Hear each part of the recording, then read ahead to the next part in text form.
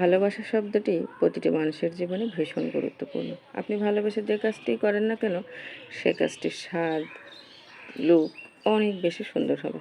তো আজকে আপনাদের সাথে তেমনি সুন্দর একটি ভালোবাসায় পরিপূর্ণ রেসিপি শেয়ার করব। তো দেখতে পেলেন আমরা একটা ব্রানি তৈরি করছি, আর সেই ব্রানির লাস্ট লুকটাই শেয়ার করলাম আপনাদের সাথে। মাশাআল্লাহ, অনেক সুন্দর একটি বিরিয়ানি ছিল।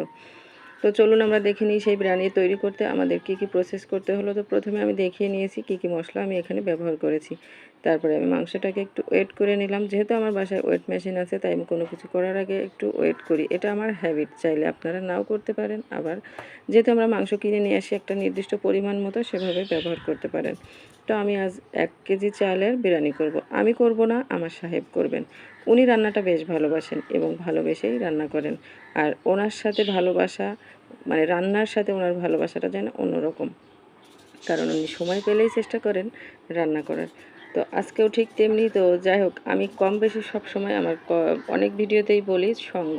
তো মানুষের জীবনে সঙ্গটা কিন্তু ভীষণ ইম্পর্ট্যান্ট, তাই অবশ্যই সঙ্গটা সঠিক নির্বাচন করবেন।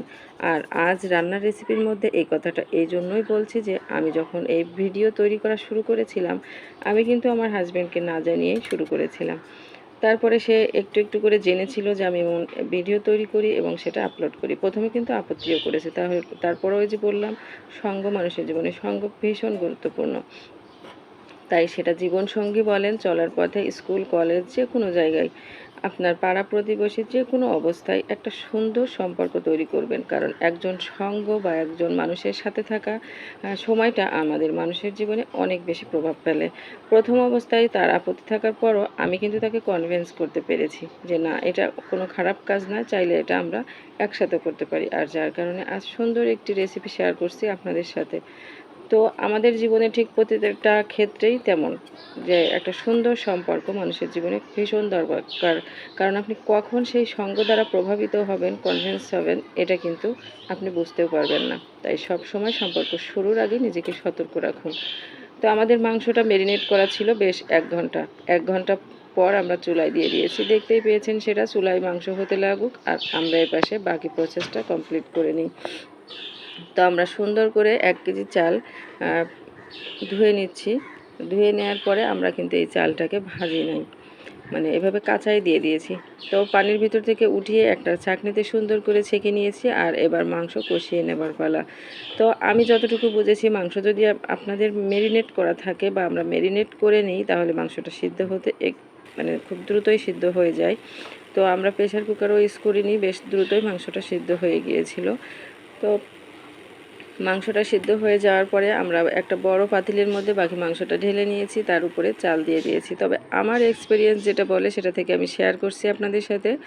অবশ্যই প্রথমে চাল দিবেন, তারপরে মাংস দিবেন। যেহেতু আমার হাজব্যান্ড ওভাবে কন্টিনিউ রান্না করে না, সে ভালোবাসে, তাই শখ করে রেসিপিটা শেয়ার করছে। তো সে তার মতো করেছে। তবে আমার এক্সপিরিয়েন্সে আমার মনে হয়েছে, যেহেতু মাংসে মশলা থাকে, তাই ও একদম নিচে না দিয়ে যদি মাঝামাঝি দেওয়া হয়, তাহলে মানে অনেক বেশি ভালো হবে। কারণ মশলা জাতীয় জিনিসগুলো নিচে থাকলে পুড়ে যায়।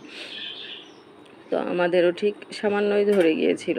তো তারপরে সে এভাবে আস্ত আলু 2 ফালি করে কেটে নিয়েছিল এবং সে আলুগুলোকে একটু লবণ দিয়ে তেলের মধ্যে ভাজি করে নিয়েছি। এবং পর্যায়ক্রমে সেগুলোকে সুন্দর করে সাজিয়ে কাজু বাদাম, আলু বোখারা, তারপরে কাঁচামরিচ সব কিছু দিয়ে গরম পানি দিয়ে আমরা এভাবে আটা দিয়ে হাঁড়িটাকে সিল করে দিয়েছিলাম। তো যেহেতু আমার মানে ঢাকনাটা অন্য ছিল, ভীষণ অসুবিধা হচ্ছিল, আর আমরা আটা দিয়ে হাওয়াটা বন্ধ করতে করতে একদম প্রায় ঢাকনাটাই ঢেকে ফেলেছি। তবে মাশাআল্লাহ, ঢাকনাটা উঁচু করার পরে খুব পারফেক্ট একটা রেসিপি দেখতে পেলাম।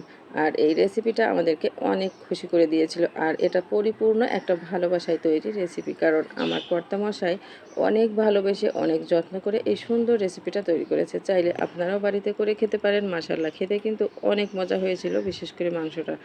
তো আমি আবারও বলবো, অবশ্যই মাংসটা মাঝামাঝি দেওয়া উচিত, এটা আমার অভিজ্ঞতা থেকে বললাম। আর সে কিন্তু খুব ভালোবেসে রেসিপিটা তৈরি করেছে এবং আপনাদের সাথে শেয়ার করেছি তার পুরো অংশটুকুই। যদি ভালো লাগে অবশ্যই কমেন্টস করবেন এবং আমাদেরকে উৎসাহিত করবেন আরও সুন্দর সুন্দর ভিডিও তৈরি করতে। তাহলে আপনাদের সাথে আরও অনেক সুন্দর ভিডিও শেয়ার করতে পারবো। আর ঠিক তেমনি আপনারাও বাড়িতে ট্রাই করবেন।